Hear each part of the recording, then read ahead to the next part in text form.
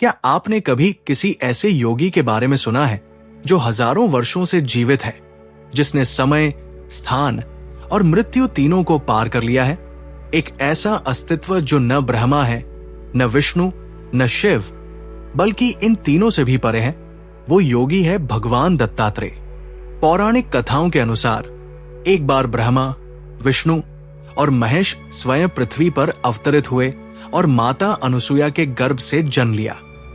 वही बालक आगे चलकर संपूर्ण ज्ञान, भक्ति और योग के स्रोत भगवान दत्तात्रेय बने। लेकिन दत्तात्रेय केवल एक देवता नहीं, वे एक रहस्य है, एक ऐसा रहस्य जो उपनिषदों के हृदय में छिपा है। दत्तात्रेय उपनिषद अथर्ववेद का वह दुर्लभ ग्रंथ है जो हमें बताता है कि असली योग क्या है, गुरु का वास्तविक अर्थ क्या है और आत्मा को ब्रह्मा में कैसे विलीन किया जाए। इसमें कोई बाहरी पूजा, कोई मूर्ति या कोई मंदिर नहीं, केवल साधक और उसका आत्मस्वरूप है। ये उपनिषद कहता है कि जो दत्तात्रेय को समझ लेता है वो संपूर्ण संसार को समझ लेता है। यहां दत्तात्रेय केवल एक नाम नहीं, बल्कि वो चेतना है जो सृष्टि, पालन और संहार की तीनों शक्तियों को एक रूप में बांधती है। यही कारण है कि उन्हें योगियों का गुरु, सिद्धों का नाथ और साक्षात ब्रह्मा कहा गया है। ओम द्रा दत्तात्रेयाय नमः ये केवल एक मंत्र नहीं, बल्कि चेतना का द्वार है। इसे जपने से मन शांत होता है और आत्मा ब्रह्मा के स्पर्श को महसूस करती है। दत्तात्रेय उपनिषद में 3 रहस्यमय खंड है। पहला खंड मंत्र और सिद्धि के रहस्य को सिखाता है, दूसरा योग और ध्यान के विज्ञान को खोलता है और तीसरा आत्मा और ब्रह्मा के एकत्व के सत्य को प्रकट करता है। ये उपनिषद हमें बताता है कि ईश्वर को पाने के लिए पर्वतों में जाने की आवश्यकता नहीं, बस अपने भीतर झांकना सीखो। वही बैठा है दत्तात्रेय, वही ब्रह्मा, वही गुरु। आज सनातनी इतिहास चैनल पर हम दत्तात्रेय उपनिषद का वह रहस्य खोलने जा रहे हैं जिसे जानकर ऋषि भी मौन हो गए थे। वो रहस्य जो सिखाता है कि कैसे एक साधक संसार से भागता नहीं, बल्कि संसार में रहकर ही ब्रह्मा बन जाता है। तो बने रहिए हमारे साथ, क्योंकि अगले कुछ पलों में आप सुनने जा रहे हैं वो उपदेश जो केवल भाग्यशाली साधकों को ही प्राप्त होता है, दत्तात्रेय उपनिषद का ब्रह्मा रहस्य। लेकिन इस उपनिषद की गहराई को समझने से पहले एक प्राचीन कथा है जो बताती है कि स्वयं देवता भी दत्तात्रेय से ज्ञान पाने आए थे। चलिए सुनते हैं वह कथा जहां भगवान विष्णु ने पूछा था, आत्मा क्या है? कहते हैं जब सृष्टि के अनंत युग बीत चुके थे और देवता भी अपने अपने स्वरूपों में स्थिर हो चुके थे, तब भी एक रहस्य ऐसा था जिसे कोई पूर्ण रूप से समझ नहीं पाया था, आत्मा का रहस्य। वेद बोले, उपनिषद बोले, ऋषि बोले, परंतु आत्मा क्या है, उसका अनुभव किस रूप में होता है, यह रहस्य अब भी गहरा ही रहा। और एक समय ऐसा आया जब स्वयं भगवान विष्णु को भी उस रहस्य को जानने की आकांक्षा हुई। विष्णु जो स्वयं पालनहार है, जिनसे समस्त चराचर जगत चलता है, जिनका हृदय करुणा का सागर है, उन्होंने एक दिन अपने आप से प्रश्न किया, मैं सृष्टि का नियंता हूं, त्रिलोक का पालक हूं, परंतु क्या मैंने उस आत्मा को देखा है जो सब में निवास करती है? क्या मैंने उस ब्रह्मा का अनुभव किया है जो ना आरंभ है न अंत? वो प्रश्न साधारण नहीं था, वो प्रश्न ब्रह्मांड के केंद्र से उठा था और उसी क्षण वह प्रश्न उन्हें एक यात्रा पर ले गया जो केवल देवताओं की नहीं, बल्कि हर आत्मा की यात्रा है, अपने भीतर की खोज की यात्रा। भगवान विष्णु हिमालय की ओर चल पड़े। वो हिमालय जो केवल पर्वत नहीं, एक मौन साधक की भांति खड़ा है, अनादि काल से ब्रह्मा की गोद में। वहां की नदियां जैसे मंत्रों का जप करती हैं और वहां की हवाएं ऋषियों के श्वासों में प्रवाहित प्रार्थना है। विष्णु के चरण वहां पड़े और पृथ्वी ने शीतलता से उनका स्वागत किया। उन्होंने अपने आभूषण उतार दिए, अपने शंख, चक्र, गदा और पद्म को एक शिला पर रख दिया। वो अब न तो देवता के रूप में थे, न पालक के रूप में। वे अब एक साधक थे जो आत्मा को जानने निकले थे। दिन बीते, रातें बीती, उन्होंने मौन साधना की, अपने भीतर उतरते गए, परंतु आत्मा का अनुभव, ब्रह्मा का दर्शन अब भी दूर था। एक दिन जब प्रातः की रश्मियां हिमालय के शिखरों को स्पर्श कर रही थी, विष्णु ने देखा एक निर्जन वन में श्वेत शिला पर एक नग्न योगी बैठा है। उसके चारों ओर एक अद्भुत प्रकाश था, न अग्नि का, न सूर्य का, न चंद्र का। वो प्रकाश मानो भीतर से प्रस्फुटित हो रहा था। उस योगी की दृष्टि चारों दिशाओं में स्थिर थी, जैसे ब्रह्मांड का केंद्र उसी की नयन में समाया हो। उसका शरीर तपस्या से तप्त था, पर उसकी मुद्रा में पूर्ण शांति थी। विष्णु के मन में गहरी जिज्ञासा जागी। उन्होंने अनुभव किया कि ये कोई साधारण योगी नहीं है। वे धीरे धीरे आगे बढ़े और उस योगी के चरणों में प्रणाम किया। क्षण भर के लिए मौन छा गया। फिर योगी ने अपनी आंखें खोली और उसी क्षण समस्त दिशाएं थर्रा उठीं। वायु रुक गई, पत्ते स्थिर हो गए और समय मानो ठहर गया। वो कोई साधारण तपस्वी नहीं था, वो थे भगवान दत्तात्रेय। दत्तात्रेय जो न केवल एक ऋषि है, न केवल एक योगी, वे त्रिदेव का संयुक्त स्वरूप है। उनमें ब्रह्मा की सृष्टि शक्ति है, विष्णु की पालन शक्ति है और रुद्र की संहार शक्ति है। वे ज्ञान और वैराग्य के अवतार हैं। उनकी दृष्टि में न मित्र है, न शत्रु, न भक्ति है, न भोग, केवल एकता का भाव है। विष्णु ने कहा, प्रभु, मैं अनादि काल से ब्रह्मांड का पालन करता आया हूं। मैंने असंख्य यज्ञ किए, अनेक रूपों में अवतरित हुआ, भक्तों का उद्धार किया, परंतु आज तक आत्मा का रहस्य नहीं समझ पाया। कृपा कर बताइए, आत्मा क्या है, ब्रह्मा क्या है, मैं कौन हूं? दत्तात्रेय मुस्कुराए। उनकी मुस्कान में अनंत ब्रह्मांड समा गया। उन्होंने कहा, विष्णु, आत्मा को जानना किसी ग्रंथ या मंत्र से संभव नहीं। आत्मा वो नहीं है जो शास्त्रों में शब्दों से कही जाए। उसे केवल अनुभव किया जा सकता है, और उस अनुभव की पहली शर्त है तुम्हें मिटाना। विष्णु ने प्रश्न किया, मुझे मिटाना? कैसे प्रभु? दत्तात्रेय बोले, जब तक साधक ये सोचता है कि मैं ईश्वर का भक्त हूं, तब तक वो मैं का दास है, और जब तक मैं का अस्तित्व है, तब तक आत्मा का साक्षात्कार नहीं हो सकता, क्योंकि आत्मा में मैं नहीं होता, वहां केवल ब्रह्मा होता है। जब साधक अपने भीतर उस बिंदु तक पहुंचता है जहां उसका मैं समाप्त हो जाता है, वहीं से आत्मा प्रकट होती है। वो तुम और मैं का भेद मिटा देती है। वो कहती है, अह ब्रह्मास्मि। विष्णु ने गहरी सांस ली। उनका मन दार्शनिक चिंतन में डूब गया। उन्होंने पूछा, प्रभु, क्या यह संभव है कि एक जीव स्वयं ब्रह्मा बन जाए? दत्तात्रेय ने कहा, विष्णु, यह प्रश्न ही दर्शाता है कि तुम अब भी अलग सोच रहे हो। जैसे नदी ये नहीं सोचती कि वो समुद्र बनेगी या नहीं, वो बस बहती है और अंत में समुद्र में विलीन हो जाती है। नदी का नाम खो जाता है, पर उसका अस्तित्व मिटता नहीं, वो समुद्र बन जाती है। उसी प्रकार साधक का नाम मिटता है, पर वो ब्रह्मा में समाहित हो जाता है। तभी कहा गया है, जीवो ब्रह्मैव नापरा, अर्थात जीव और ब्रह्मा अलग नहीं है। विष्णु की आंखों में गहराई उतर आई। वे बोले, प्रभु, यदि ऐसा है तो फिर भक्ति, यज्ञ, कर्म, इन सब का क्या प्रयोजन? दत्तात्रेय ने उत्तर दिया, विष्णु, भक्ति वो मार्ग है जो उस मैं को पवित्र करता है। कर्म वो साधन है जो मन को शांत करता है। परंतु अंत जब ज्ञान उदय होता है, तब भक्ति और कर्म दोनों उस ज्ञान में समाहित हो जाते हैं। जैसे दीपक की लौ में बत्ती और तेल का अस्तित्व एक हो जाता है, वैसे ही जब आत्मा का प्रकाश प्रकट होता है, तब साधक और साध्य एक हो जाते हैं। भक्ति वहां भी रहती है, पर उसका स्वरूप बदल जाता है। वो अब द्वैत नहीं, अद्वैत की भक्ति होती है, जहां भक्त और भगवान दो नहीं, एक हो जाते हैं। उस मौन वन में, उस हिमालय की गोद में, ये संवाद ब्रह्मा की गूंज बन गया। विष्णु ने अनुभव किया कि उनके भीतर कोई द्वंद्व नहीं रहा। उन्होंने आंखें बंद की और अपने भीतर उतर गए।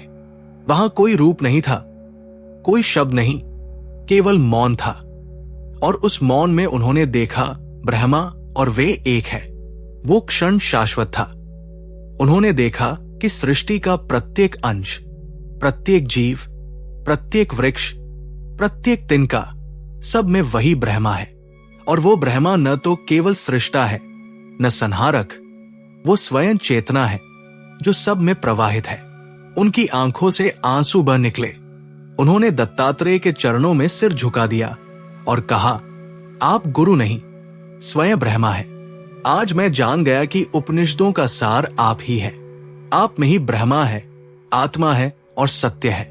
तभी ब्रह्मांड में एक ध्वनि गूंजी, ओम द्रा दत्तात्रेयाय नमः। आकाश से पुष्पवृष्टि हुई। देवता, ऋषि, गंधर्व सभी उस दिव्य क्षण के साक्षी बने। समय ने उस क्षण को अपनी स्मृति में अंकित कर लिया, क्योंकि वहीं से आरंभ हुआ दत्तात्रेय उपनिषद। दत्तात्रेय ने विष्णु की ओर देखा और कहा, विष्णु, यही वो ज्ञान है जिसे उपनिषद कहते हैं।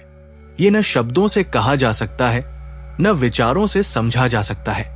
ये केवल मौन से सिखाया जाता है। इसलिए जो इस उपनिषद का पाठ करे उसे समझना होगा कि ये कोई ग्रंथ नहीं, बल्कि एक मौन संवाद है गुरु और आत्मा के बीच।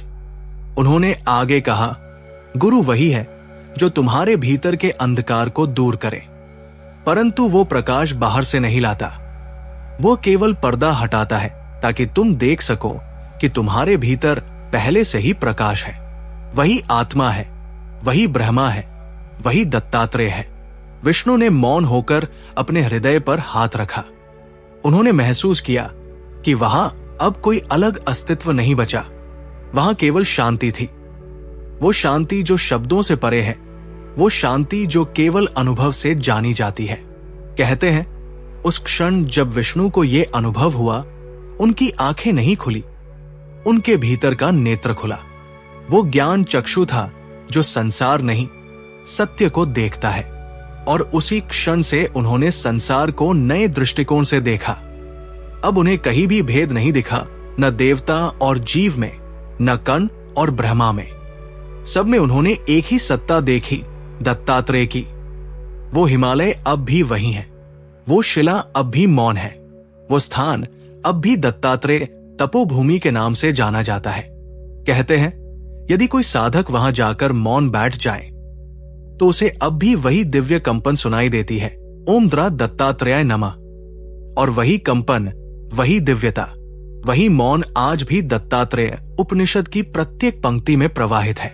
इस उपनिषद में आत्मा, ब्रह्मा और गुरु तीनों को एक कहा गया है, क्योंकि जब साधक को यह ज्ञात हो जाता है कि गुरु ही आत्मा है, आत्मा ही ब्रह्मा है, तब वो मुक्त हो जाता है। इसलिए कहा गया, दत्तात्रेय को बाहर मत खोजो, वे तुम्हारे भीतर है, तुम्हारे श्वास में, तुम्हारे मौन में, तुम्हारी चेतना में। और जो ये जान लेता है, वो जान लेता है कि आत्मा कोई अवधारणा नहीं, वो स्वयं अनुभव है। वो जान लेता है कि उपनिषदों का सार वाक्य अहं ब्रह्मास्मि केवल शब्द नहीं, बल्कि सृष्टि की धड़कन है। दत्तात्रेय उपनिषद इसी अनुभव का स्मरण है। यह हमें सिखाता है कि गुरु का उपदेश किसी वाक्य में नहीं, बल्कि उस मौन में है जो शब्दों के पीछे छिपा है। वो मौन जो तब जन्म लेता है जब मैं मिट जाता है और केवल वो शेष रह जाता है। कहते हैं, जो इस उपनिषद का पाठ नित्य श्रद्धा से करता है, उसके भीतर का अंधकार स्वयं नष्ट हो जाता है, उसका अहंकार गल जाता है और आत्मा का तेज प्रकट होता है। वो जान लेता है कि जीवन का सार केवल उपासना नहीं, बल्कि आत्म साक्षात्कार है। और जब वो ये जान लेता है तो उसके जीवन के प्रत्येक क्षण में दत्तात्रेय का स्वर गूंजता है, मैं तुम्हारे भीतर हूं, तुम ही ब्रह्मा हो, तुम ही दत्तात्रेय हो। हे साधक, यदि तुम सत्य को जानना चाहते हो तो दत्तात्रेय को बाहर मत खोजो, अपने भीतर उतर जाओ। वहां जो मौन है वही उपनिषद है, वही गुरु है, वही ब्रह्मा है। यही वो क्षण था जब दत्तात्रेय के वचन उपनिषद के श्लोकों में रूपांतरित हुए और यहीं से जन्म लिया उस दिव्य ग्रंथ ने जिसे हम आज दत्तात्रेय उपनिषद के नाम से जानते हैं। दत्तात्रेय उपनिषद ये नाम लेते ही मन में एक गहरा और अद्भुत कंपन उठता है। ये केवल एक ग्रंथ नहीं बल्कि एक दार्शनिक यात्रा है। ये उपनिषद उस मार्ग का संकेत देता है जहां साधक मैं से आगे बढ़कर वो में लीन हो जाता है। ये वो उपनिषद है जो व्यक्ति को उसके भीतर के गुरु से मिलवाता है, उस परम चेतना से जो सृष्टि के आरंभ से पहले भी विद्यमान थी और अंत के बाद भी रहेगी। दत्तात्रेय उपनिषद का स्थान अथर्ववेद में बताया गया है। अथर्ववेद, जिसे ऋषियों ने ज्ञान का मौन स्रोत कहा है, स्वयं में एक ऐसा वेद है जो रहस्यों को खोलता नहीं बल्कि भीतर उतरने की प्रेरणा देता है। ऋग्वेद जहां मंत्रों में अग्नि की स्तुति करता है, यजुर्वेद यज्ञ की विधि सिखाता है, सामवेद स्वर में भक्ति की धारा प्रवाहित करता है, वही अथर्ववेद मनुष्य को भीतर की यात्रा सिखाता है। और उसी अथर्ववेद की शाखा से ये उपनिषद उदित होता है। जैसे शांत झील से कमल खिलता है, ये उपनिषद संन्यास उपनिषदों में से एक माना गया है। संन्यास उपनिषद वे ग्रंथ है जो संसार की माया को समझकर जीवन के अंतिम लक्ष्य मोक्ष की ओर मार्ग दिखाते हैं। इन उपनिषदों में बाह्य आचरण, व्रत या पूजा की अपेक्षा नहीं की जाती। यहां साधक को भीतर झांकने के लिए कहा जाता है।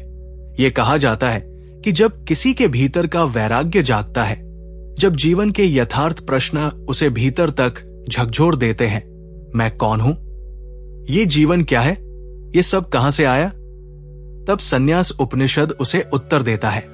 और इस श्रेणी में दत्तात्रेय उपनिषद का स्थान सबसे ऊंचा है, क्योंकि ये केवल ज्ञान की बात नहीं करता, ये ज्ञान को अनुभव बनाता है। ये कहता है कि ब्रह्मा को केवल जानना पर्याप्त नहीं, उसे होना आवश्यक है। ये वो उपनिषद है जहां गुरु स्वयं दत्तात्रेय है, योगियों के गुरु, त्रिदेव का संयुक्त स्वरूप, अनंत ज्ञान और करुणा का स्रोत। दत्तात्रेय का नाम स्वयं ही ब्रह्मा का प्रतीक है। दत्त अर्थात दिया गया और अत्रेय अर्थात ऋषि अत्रि से उत्पन्न, अर्थात वो ज्ञान जो दिव्य रूप में अत्रि कुल से विश्व को दान हुआ, वही दत्तात्रेय है। उनका स्वरूप किसी सीमा में नहीं बांधा जा सकता। वे शैव भी है, वैष्णव भी, शाक्त भी और इन सबसे परे भी। वे सगुण हैं, वे निर्गुण हैं। उनकी वाणी में ब्रह्मा की गंभीरता है, उनकी दृष्टि में करुणा है और उनके मौन में मुक्ति का रहस्य छिपा है। दत्तात्रेय उपनिषद की रचना का काल अनिश्चित है, किंतु इसका प्रभाव कालातीत है। ये न किसी युग से बंधा है, न किसी मत से। ये उपनिषद उस सत्य को उद्घाटित करता है जो सभी धर्मों, सभी संप्रदायों और सभी कालों से परे है, कि ब्रह्मा एक ही है और वही सब में व्याप्त है। ये उपनिषद 3 खंडों या प्रकरणों में विभाजित है, लेकिन ये विभाजन केवल विषय का नहीं बल्कि साधना के 3 चरणों का प्रतीक है। पहला खंड ज्ञान की प्रस्तावना है, जहां साधक को ब्रह्मा के स्वरूप से परिचय कराया जाता है। दूसरा खंड योग की साधना का है, जहां मन, प्राण और चेतना को एकाग्र करने की प्रक्रिया बताई गई है। और तीसरा खंड वह है जहां साधक, गुरु और ब्रह्मा तीनों एक हो जाते हैं। पहले प्रकरण में दत्तात्रेय उस रहस्य को प्रकट करते हैं जो समस्त योग का आधार है। वे कहते हैं कि आत्मा न तो मन है, न शरीर, न इंद्रिय, न बुद्धि। आत्मा वो है जो इन सब का साक्षी है, जो सबको देखता है पर स्वयं किसी से नहीं देखा जा सकता। यही आत्मा ब्रह्मा है। जो इसे जान लेता है वो मुक्त हो जाता है। दूसरे प्रकरण में दत्तात्रेय योग की बात करते हैं, पर यह योग केवल आसन या प्राणायाम का नहीं है। ये योग उस एकता की अवस्था है जहां साधक अपने भीतर की विभाजन रेखाओं को मिटा देता है। वो जान लेता है कि जिस ब्रह्मा की वो खोज कर रहा है वो बाहर नहीं, भीतर है। इसलिए ये उपनिषद बार बार कहता है, बाह्य जगत को छोड़ो नहीं, उसे ब्रह्मा के रूप में देखो। जब ये दृष्टि आ जाती है तो साधक संसार में रहते हुए भी संसार से परे हो जाता है। तीसरा प्रकरण उपनिषद का सार है। ये वो क्षण है जब ज्ञान पूर्ण होता है। ये वो बिंदु है जहां साधक अब शिष्य नहीं रहता, वो स्वयं गुरु बन जाता है। क्योंकि दत्तात्रेय स्वयं कहते हैं, गुरु और शिष्य दो नहीं है। जब शिष्य अपने भीतर के गुरु को पहचान लेता है तभी वो जानता है कि वो सदैव गुरु ही था। ये वाक्य ही दत्तात्रेय उपनिषद का हृदय है। दत्तात्रेय उपनिषद में अद्वैत वेदांत का रस गहराई से प्रवाहित है। ये उपनिषद हमें कहता है कि जो कुछ भी हम देखते हैं, पर्वत, नदियां, आकाश, अग्नि, शरीर, मन, प्राण, सब ब्रह्मा की अभिव्यक्ति है। सृष्टि में कुछ भी ब्रह्मा से बाहर नहीं, यहां तक कि अज्ञान भी ब्रह्मा की ही छाया है। आत्म ब्रह्मा को जानने का अर्थ है अपने भीतर और बाहर हर वस्तु में उस चेतना को देखना। कहा गया है सर्व खलविद ब्रह्मा। यही वाक्य दत्तात्रेय उपनिषद की आत्मा है। ये उपनिषद ये नहीं कहता कि संसार मिथ्या है, ये कहता है कि संसार को मिथ्या देखना अज्ञान है।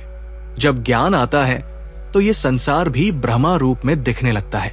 दत्तात्रेय उपनिषद का महत्व इस बात में है कि ये ज्ञान को केवल दार्शनिक नहीं, अनुभवात्मक बनाता है। ये हमें सिखाता है कि आत्म साक्षात्कार कोई विचार नहीं, बल्कि एक स्थिति है। ये तब होता है जब साधक मन की हलचल से ऊपर उठकर उस मौन को सुनता है जो सदा से उसके भीतर है। वह मौन जो किसी शब्द से नहीं कहा जा सकता, वही ब्रह्मा है, वही आत्मा है, वही दत्तात्रेय है। इस उपनिषद का एक अनूठा पहलू यह है कि इसमें गुरु और ईश्वर में कोई भेद नहीं रखा गया। यहां गुरु ही ब्रह्मा है, क्योंकि गुरु वही है जो साधक को उसके भीतर का सत्य दिखाता है।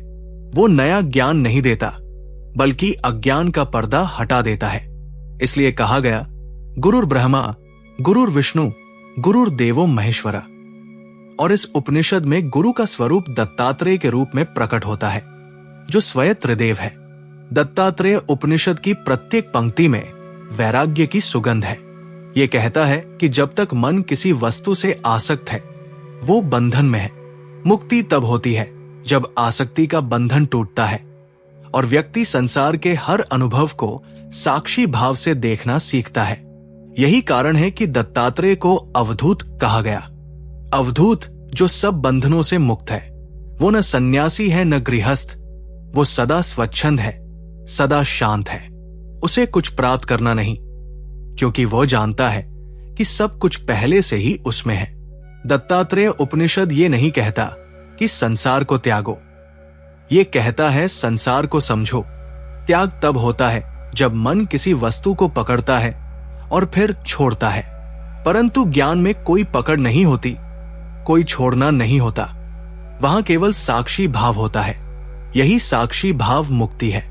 जब साधक इस उपनिषद का अध्ययन करता है तो उसे अनुभव होता है कि ये कोई ग्रंथ नहीं, बल्कि एक जीवंत चेतना है। पंक्तियों के बीच जो मौन है, वही सबसे बड़ा उपदेश है, क्योंकि दत्तात्रेय शब्दों से नहीं, मौन से सिखाते हैं। उनका मौन वह द्वार है जहां से साधक आत्मा में प्रवेश करता है। कई विद्वान कहते हैं कि दत्तात्रेय उपनिषद योग और ज्ञान का सेतु है। ये पतंजलि के योग सूत्रों में कही गई एकाग्रता को वेदांत की आत्मा के साथ जोड़ता है। ये कहता है कि जब योगी अपने मन को स्थिर कर लेता है तो वो उस एक सत्ता का अनुभव करता है जिसे उपनिषद ब्रह्मा कहते हैं। और जब वो अनुभव होता है तो योग समाप्त हो जाता है, क्योंकि योग का अर्थ ही है मिलन। जहां मिलन हो गया वहां साधना समाप्त। दत्तात्रेय उपनिषद में बार बार यह संकेत मिलता है कि सच्ची संन्यास की अवस्था केवल वस्त्र बदलने या गृह छोड़ने से नहीं आती। संन्यास मन की स्थिति है जहां व्यक्ति अपने अहंकार को त्याग देता है, जहां वह ये जान लेता है कि न कुछ मेरा है न मैं किसी का। जो कुछ भी है वो केवल उसी ब्रह्मा की लीला है। जब ये समझ दृढ़ हो जाती है तो मन में पूर्ण शांति आ जाती है। वही अवस्था अवधूत अवस्था है जिसका दत्तात्रेय उपनिषद बार बार उल्लेख करता है। ये उपनिषद अद्वैत वेदांत के साथ साथ योग मार्ग के तत्वों को भी समाहित करता है। ये कहता है मन को जानो, प्राण को साधो और आत्मा में स्थिर हो जाओ। क्योंकि जब मन स्थिर होता है तभी आत्मा का प्रतिबिंब स्पष्ट दिखाई देता है, अन्यथा मन की तरंगे आत्मा के प्रकाश को धुंधला कर देती है। इसीलिए योग और ज्ञान दोनों का लक्ष्य एक ही है, ब्रह्मा का साक्षात्कार। दत्तात्रेय उपनिषद का पाठ साधक के जीवन को भीतर से बदल देता है। धीरे धीरे उसका दृष्टिकोण बदलता है। वो दूसरों में दोष नहीं देखता, क्योंकि उसे हर किसी में ब्रह्मा का अंश दिखने लगता है। वो अब भेदभाव से परे हो जाता है। वो जान लेता है कि सब कुछ उसी की अभिव्यक्ति है, वही परम सत्ता, वही चेतना। इस उपनिषद का सार यह है कि आत्मा, ब्रह्मा और गुरु तीनों अलग नहीं है। ये त्रिक एक ही है। गुरु वही है जो आत्मा का बोध कराता है, आत्मा वही है जो ब्रह्मा का प्रतिबिंब है, और ब्रह्मा वही है जो सबका मूल है। इस त्रिक का अनुभव ही मोक्ष है। इसलिए कहा गया, दत्तात्रेय को बाहर मत खोजो। वे मंदिरों में, मूर्तियों में या केवल ग्रंथों में नहीं है।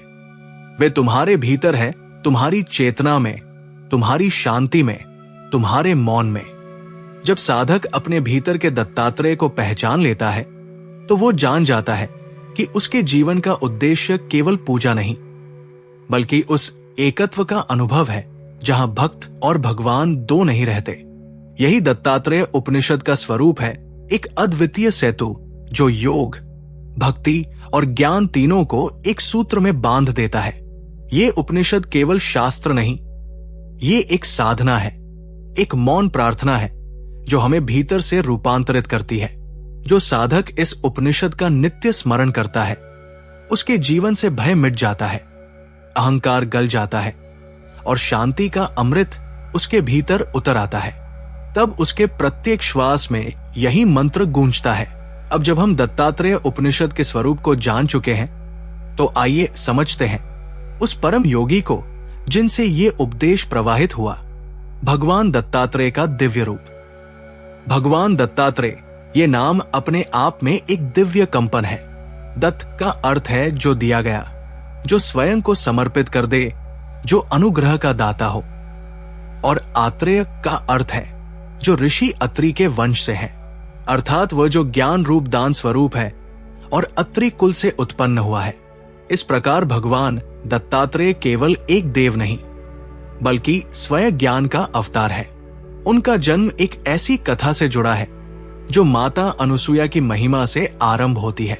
अनुसुया वो माता जिनका नाम ही अनुसुया अर्थात जिसमें ईर्ष्या न हो। उनका हृदय इतना निर्मल, इतना पवित्र था कि तीनों देवता ब्रह्मा, विष्णु और महेश उनकी परीक्षा लेने स्वयं उनके आश्रम में उतरे।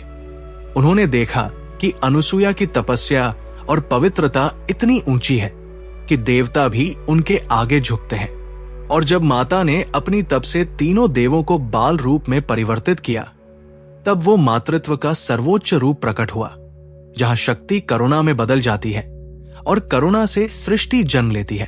तब तीनों देवताओं ने प्रसन्न होकर कहा, मां, तुम हमें एक रूप में पुत्र रूप में स्वीकार करो। माता ने नम्रता से स्वीकार किया और तब उनके गर्भ से प्रकट हुए वह दिव्य बालक जिसमें तीनों देवताओं का तेज एकत्र था। वो बालक था भगवान दत्तात्रेय। उनके प्रकट होते ही दिशाओं में एक अलौकिक प्रकाश फैल गया। पृथ्वी के हर कण ने, आकाश के हर तारे ने उस क्षण का स्वागत किया, क्योंकि वो केवल एक देव का जन्म नहीं था, वो स्वयं ब्रह्मा का अवतरण था। वो क्षण था जब त्रिगुण सत्व, रज और तम एक साथ संतुलित हुए, जब सृष्टि का रचनात्मक भाव, पालन का सौम्य भाव और सहार का गूढ़ भाव तीनों एक ही अस्तित्व में समाहित हो गए। दत्तात्रेय के शरीर में ब्रह्मा का तेज है, वो सृष्टि की गति का प्रतीक है। उनकी करुणा में विष्णु का पालन भाव है, जो हर जीव का संरक्षण करता है। और उनकी दृष्टि में महेश का त्याग और सहार भाव है, जो सबको अपने में लीन कर लेता है। इन तीनों का समन्वय यही दत्तात्रेय है। इसलिए उन्हें कहा गया त्रिदेवात्मक, त्रिगुणातीत, त्रिकालज्ञ और त्रिलोकीनाथ। उनका स्वरूप वर्णन से परे है। उनका शरीर प्रकाशमय है, पर वह प्रकाश आंखों से नहीं देखा जा सकता, वो केवल आत्मा में अनुभव होता है। वे वस्त्रों से रहित है, क्योंकि उन्होंने हर प्रकार के भेद, वासनाएं और आसक्तियां त्याग दी है। वे सदा मुक्त है, सदा आनंदमय है। उनका चेहरा शांत है, पर उस शांति में गूढ़ शक्ति छिपी है। उनकी आंखें बंद है, पर उनमें पूरा ब्रह्मांड प्रतिबिंबित होता है। भगवान दत्तात्रेय को अवधूत कहा गया है। अवधूत का अर्थ है वो जो सब सीमाओं से मुक्त है, जो न बंधन में है न माया में। वे न गृहस्थ है न सन्यासी, वे स्वयं ब्रह्मा की स्थिति में है। वे नग्न रहते हैं क्योंकि उनके लिए शरीर कोई आवरण नहीं, केवल एक साधन है। वे भिक्षा मांगते हैं, पर वो भिक्षा अन्न की नहीं, आत्मज्ञान की है। वे मुस्कुराते हैं, पर वो मुस्कान किसी आनंद से नहीं, ब्रह्मा की निश्चलता से उपजती है। दत्तात्रेय का स्वरूप प्रतीकों से भरा है।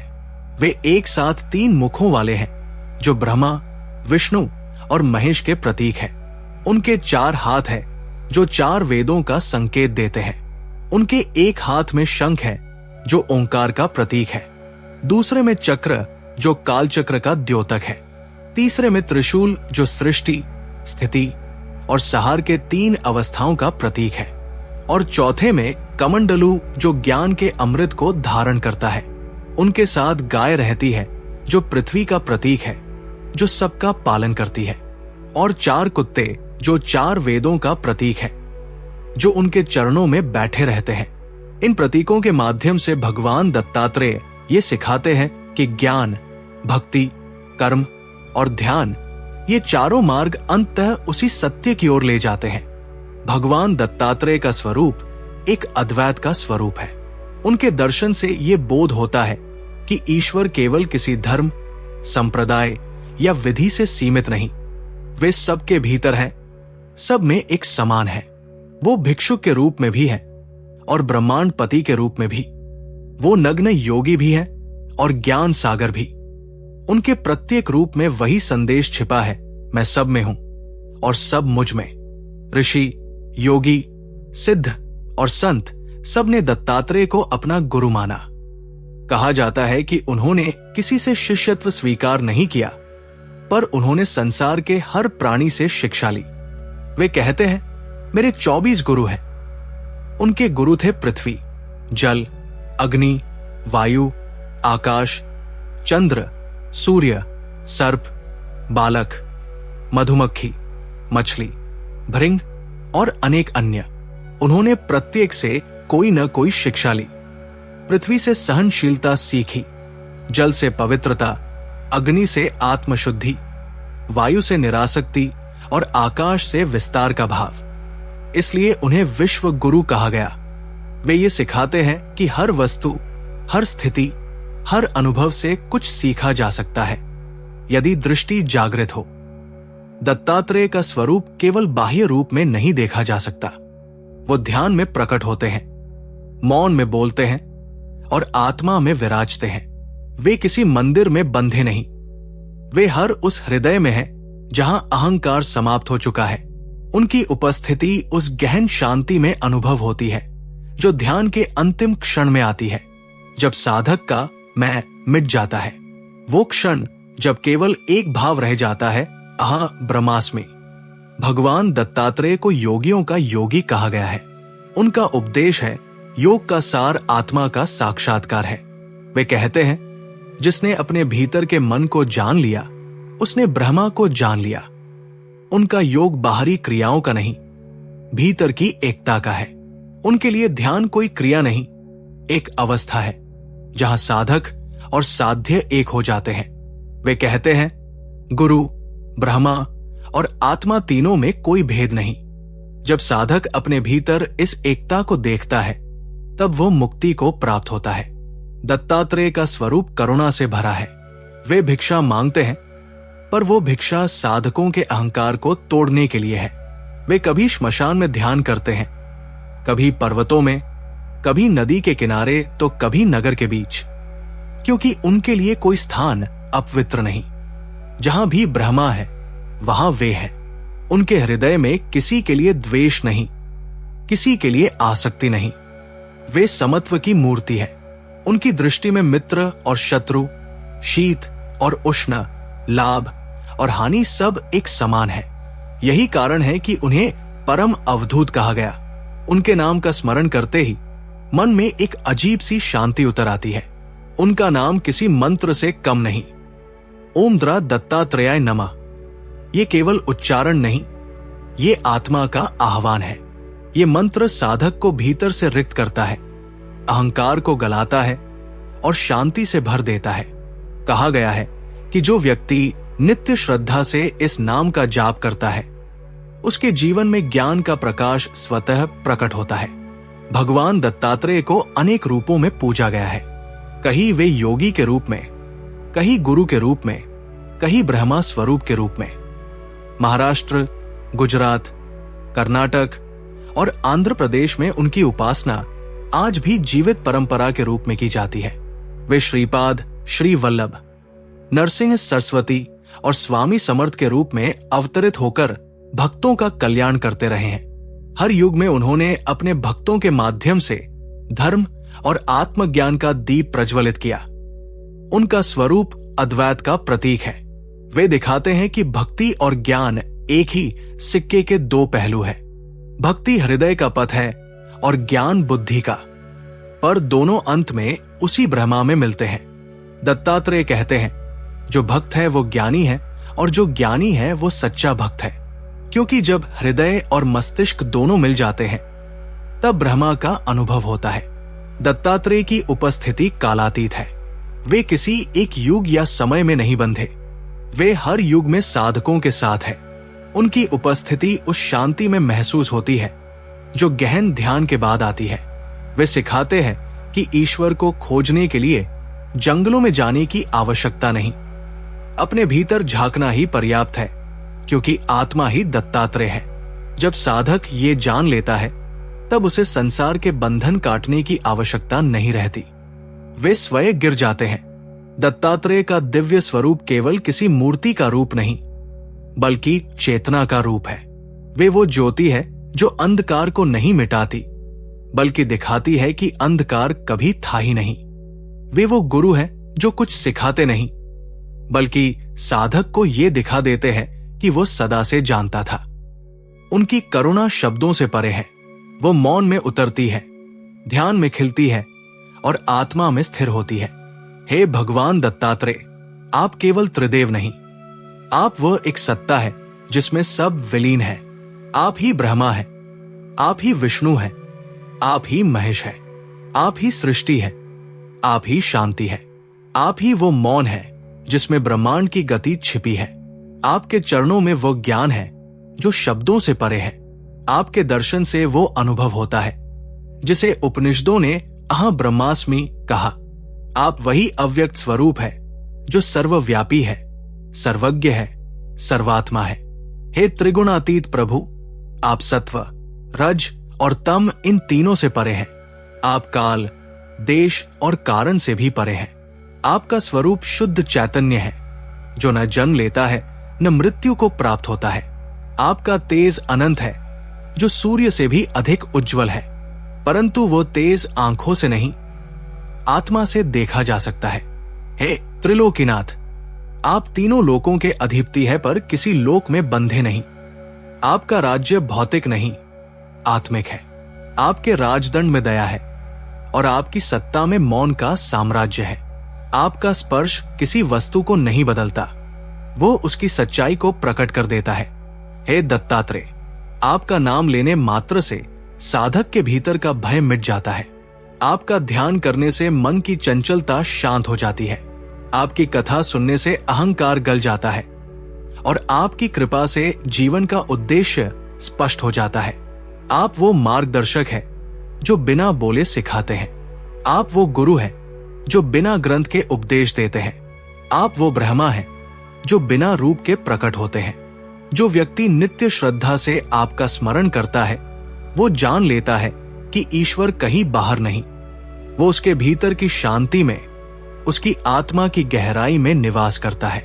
वो समझ जाता है कि दत्तात्रेय केवल पूजनीय देव नहीं, बल्कि जीवन का परम अनुभव है जहां साधक और ईश्वर एक हो जाते हैं। इसलिए कहा गया है, दत्तात्रेय को बाहर मत खोजो, वे तुम्हारे भीतर है, तुम्हारी आत्मा में, तुम्हारे मौन में और तुम्हारे उस भाव में जहां मैं समाप्त होकर वो शेष रह जाता है। तो आइए अब प्रवेश करते हैं दत्तात्रेय उपनिषद के 3 खंडों में से पहले खंड में, जहां आत्मा की पहली सीढ़ी है मंत्र की शक्ति और ध्यान का आरंभ, जहां भगवान दत्तात्रेय स्वयं साधक को बताते हैं मंत्र जप और सिद्धि का रहस्य। ये भाग उपनिषद का हृदय है, क्योंकि यहीं से साधक की यात्रा प्रारंभ होती है। यहीं से वो बाह्य जगत से भीतर की चेतना की ओर मुड़ता है और इस यात्रा का आरंभ होता है मंत्र से। दत्तात्रेय उपनिषद कहता है कि ब्रह्मा को समझना केवल विचार से संभव नहीं। ब्रह्मा को अनुभव करने के लिए मन को शुद्ध करना आवश्यक है, और मन की शुद्धि का सर्वोच्च साधन है मंत्र जप। मंत्र वो कुंजी है जो चेतना के द्वार खोलती है। वो कोई शब्द नहीं जो बोल दिया जाए, बल्कि वो ध्वनि है जो हृदय में स्पंदन उत्पन्न करती है, जो आत्मा को जागृत करती है। इस खंड में भगवान दत्तात्रेय साधक को बताते हैं कि मंत्र का चयन केवल परंपरा से नहीं होता, बल्कि आत्मा की प्रवृत्ति से होता है। हर साधक के भीतर एक विशिष्ट लय, एक विशेष स्पंदन होता है। जब वो अपने अनुकूल मंत्र पाता है तो दोनों का संगम ब्रह्मा अनुभव का द्वार खोल देता है। और दत्तात्रेय के साधकों के लिए वो दिव्य मंत्र है ओम द्रा दत्तात्रेयाय नमः और दूसरा ओम नमो भगवते दत्तात्रेयाय। ये दोनों मंत्र केवल भक्ति के शब्द नहीं, बल्कि आत्मा को ब्रह्मा से जोड़ने वाले सूत्र हैं। पहला मंत्र ओम द्रा दत्तात्रेयाय नमः बीज मंत्र कहलाता है। बीज अर्थात वो जो संपूर्ण वृक्ष का सार अपने भीतर रखता है। जैसे बीज में वृक्ष छिपा होता है, वैसे ही बीज मंत्र में संपूर्ण ब्रह्मांड का सार छिपा है। द्रा ये ध्वनि दत्तात्रेय की चैतन्य शक्ति का प्रतिनिधित्व करती है। ये ध्वनि जब साधक के हृदय में स्थिर होती है, तब वो उसके भीतर की निष्क्रिय चेतना को जागृत करती है। ये एक आंतरिक विस्फोट है, जहां मन की गहराइयों में मौन प्रकाश बनकर प्रकट होता है। ओम नमो भगवते दत्तात्रेयाय ये दूसरा मंत्र भक्ति का मंत्र है। ये मंत्र केवल ध्यान का नहीं, आत्मसमर्पण का है। नमो का अर्थ है नम्रता, समर्पण। जब साधक कहता है ओम नमो भगवते दत्तात्रेयाय, तो वो अपने भीतर के अहंकार को ईश्वर के चरणों में रख देता है। वो कहता है, हे प्रभु, अब मैं नहीं, केवल आप है। मेरे कर्म, मेरे विचार, मेरे परिणाम सब आप है। और यही समर्पण आत्मज्ञान की पहली सीढ़ी है। दत्तात्रेय उपनिषद कहता है मंत्र साधक का आत्मस्वरूप बन जाता है। इस वाक्य का अर्थ अत्यंत गूढ़ है। जब साधक निरंतर श्रद्धा और प्रेम से मंत्र जप करता है, तब धीरे धीरे वो मंत्र उसके भीतर की धड़कन बन जाता है। शुरुआत में साधक मंत्र का जाप करता है, फिर मंत्र साधक का जाप करने लगता है। यहां साधक और मंत्र में कोई भेद नहीं रह जाता। वो जब अब बाहरी क्रिया नहीं रहता, वो चेतना का कंपन बन जाता है।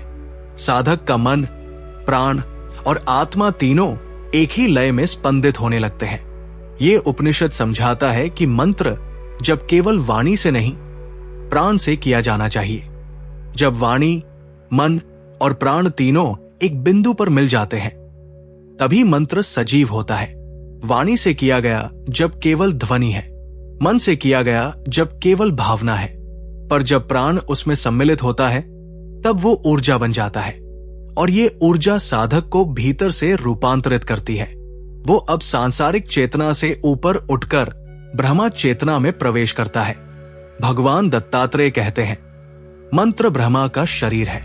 जो इसका ध्यान करता है, वो स्वयं ब्रह्मा का ध्यान करता है। ये कथन बताता है कि जब साधक मंत्र का सच्चे भाव से जप करता है, तो वो किसी बाहरी देवता का नहीं, बल्कि अपने भीतर के ब्रह्मा का आह्वान करता है। हर ओम का उच्चारण, हर नमो का भाव, हर दत्तात्रेय का स्पंदन साधक को भीतर से निर्मल बनाता है। उसका मन शांत होता है, विचारों की भीड़ रुकती है और भीतर से एक सूक्ष्म ज्योति प्रकट होती है। वो ज्योति कोई बाहरी प्रकाश नहीं, वो आत्मा का स्वरूप है। दत्तात्रेय उपनिषद के प्रथम खंड में यह भी बताया गया है कि मंत्र केवल शब्द नहीं, ये जीवंत शक्ति है। हर अक्षर में एक ऊर्जा छिपी है, और जब साधक प्रेम, श्रद्धा और संयम से उसका उच्चारण करता है, तब वो ऊर्जा सक्रिय होती है। जैसे बीज को भूमि, जल और सूर्य की आवश्यकता होती है, वैसे ही मंत्र को श्रद्धा, एकाग्रता और स्थिरता की आवश्यकता होती है। जब ये तीन मिल जाते हैं तो मंत्र साकार हो जाता है। वो अब केवल उच्चारण नहीं, एक वास्तविक शक्ति बनकर साधक के जीवन में उतरता है। ये उपनिषद साधक को चेतावनी भी देता है मंत्र का जब बिना भाव के केवल शुष्क शब्द है। यदि साधक केवल संख्या बढ़ाने के लिए जप करता है तो वो आत्मा को नहीं छूता, परंतु यदि वह एक मंत्र भी सच्चे हृदय से दत्तात्रेय के प्रति पूर्ण प्रेम से कहता है तो वो उसके जीवन को परिवर्तित कर देता है। ये जप का रहस्य है, मात्रा से नहीं, भावना से सिद्धि प्राप्त होती है। सिद्धि क्या है? बहुत लोग मानते हैं कि सिद्धि का अर्थ है कोई अद्भुत शक्ति प्राप्त करना, जैसे भविष्य देखना, तत्वों पर नियंत्रण पाना या चमत्कार करना। पर दत्तात्रेय उपनिषद इसका भिन्न अर्थ देता है। यह कहता है सिद्धि वह है जहां साधक और साध्य एक हो जाए। सिद्धि वो नहीं जब मंत्र से संसार झुके। सिद्धि वह है जब साधक अपने भीतर के ईश्वर को पहचान ले, क्योंकि जब आत्मा ब्रह्मा से मिल जाती है तब सभी सिद्धियां स्वयं प्राप्त हो जाती है और वे अब साधक को आकर्षित नहीं करती। जब दत्तात्रेय बीज मंत्र का जप निरंतर और दीर्घ काल तक किया जाता है तो साधक के भीतर कई स्तरों पर परिवर्तन होते हैं। शुरुआत में वो केवल शब्द सुनता है, फिर वो कंपन महसूस करता है और अंत में वो कंपन मौन में बदल जाता है। वो मौन ही परम अनुभव है। वहां कोई शब्द नहीं, कोई विचार नहीं, केवल अस्तित्व का बोध है। वो जान लेता है मैं जप नहीं कर रहा, मैं स्वयं मंत्र हूं। वो ओम के भीतर विलीन हो जाता है। यही अवस्था ब्रह्मा चेतना कहलाती है। इस खंड में दत्तात्रेय ये भी बताते हैं कि मंत्र जप में गुरु का स्थान सर्वोच्च है। गुरु वो दीपक है जो साधक के भीतर की ज्योति को प्रज्वलित करता है। वो मंत्र की सही लय और भाव देता है, क्योंकि गुरु के बिना मंत्र केवल ध्वनि है। गुरु की कृपा से वही ध्वनि ब्रह्मा बन जाती है। दत्तात्रेय स्वयं कहते हैं गुरु, ब्रह्मा और मंत्र तीनों एक है। आते जो साधक गुरु के प्रति श्रद्धा रखता है उसके मंत्र में स्वयं सिद्धि होती है। मंत्र साधना में समय और नियम का भी विशेष महत्व बताया गया है। जब सदैव शुद्ध स्थान, स्थिर मन और संतुलित श्वास के साथ किया जाना चाहिए। सुबह ब्रह्मा मुहूर्त का समय सर्वोत्तम कहा गया है, क्योंकि उस समय प्राण शुद्ध होते हैं और वातावरण शांत होता है। मंत्र का जप करते समय ध्यान दत्तात्रेय के दिव्य स्वरूप पर होना चाहिए। एक योगी जिनके मुख पर शांति है, जिनकी दृष्टि अनंत में स्थिर है, जिनके चारों ओर गाय और 4 कुत्ते विराजमान हैं, जो 4 वेदों के प्रतीक है। उनकी ये मूर्ति केवल प्रतीक नहीं, एक ध्यान का माध्यम है। जब साधक इस रूप को ध्यान में रखकर मंत्र जप करता है तो उसका मन स्थिर होने लगता है और चेतना ब्रह्मा में विलीन होती जाती है। दत्तात्रेय उपनिषद बताता है कि मंत्र साधना का फल त्वरित नहीं मिलता। ये कोई साधारण क्रिया नहीं, बल्कि जीवन भर की साधना है। जैसे दीपक में धीरे धीरे तेल घटता है और अंत में शुद्ध लौ शेष रहती है, वैसे ही मंत्र साधना में धीरे धीरे मन की वासनाएं घटती है और अंत में केवल आत्मा का प्रकाश रह जाता है। इसलिए धैर्य, श्रद्धा और निरंतरता आवश्यक है। जो साधक अधीर होता है वो मंत्र की गहराई तक नहीं पहुंच पाता। जो धैर्यवान होता है वही उसके रहस्य को समझता है। मंत्र साधना का एक और रहस्य है मौन जप। दत्तात्रेय उपनिषद कहता है कि जब साधक वाणी से जप करते करते थक जाता है तो वो मन से जप करने लगता है। फिर एक समय आता है जब मन भी मौन हो जाता है और केवल आत्मा जप करती है। वो जप अब सुनाई नहीं देता, पर उसका प्रभाव संपूर्ण अस्तित्व में फैल जाता है। ये मौन जप वाणी के सभी जपों से श्रेष्ठ है, क्योंकि वहां अब कोई भेद नहीं, केवल ब्रह्मा है। मंत्र, बीज और सिद्धि ये त्रिकता दत्तात्रेय उपनिषद के प्रथम खंड का सार है। मंत्र वो बीज है जो आत्मा की भूमि में बोया जाता है। साधना वो जल है जो उसे सींचता है और सिद्धि वो वृक्ष है जो अंततः ब्रह्मा के फल देता है। ये वृक्ष किसी बाहर की भूमि में नहीं, साधक के भीतर उगता है। जब वो फलता है तो साधक को बाहर किसी देवता की खोज नहीं रहती। वो जान जाता है कि जिस ब्रह्मा को वो ढूंढ रहा था वो उसके भीतर सदैव से विद्यमान था। जब साधक इस अवस्था में पहुंचता है तो दत्तात्रेय उसके भीतर प्रकट होते हैं। अब वे मूर्ति नहीं, अनुभव बन जाते हैं। अब वे गुरु नहीं, स्वयं आत्मा बन जाते हैं। अब मंत्र जप नहीं, श्वास बन जाता है। साधक का हर श्वास ओम द्रा दत्तात्रेय नमः बन जाता है। वो चलता है तो दत्तात्रेय के साथ, वो बोलता है तो दत्तात्रेय के नाम से, वो मौन होता है तो दत्तात्रेय की उपस्थिति में। यही है दत्तात्रेय उपनिषद के प्रथम खंड का सार।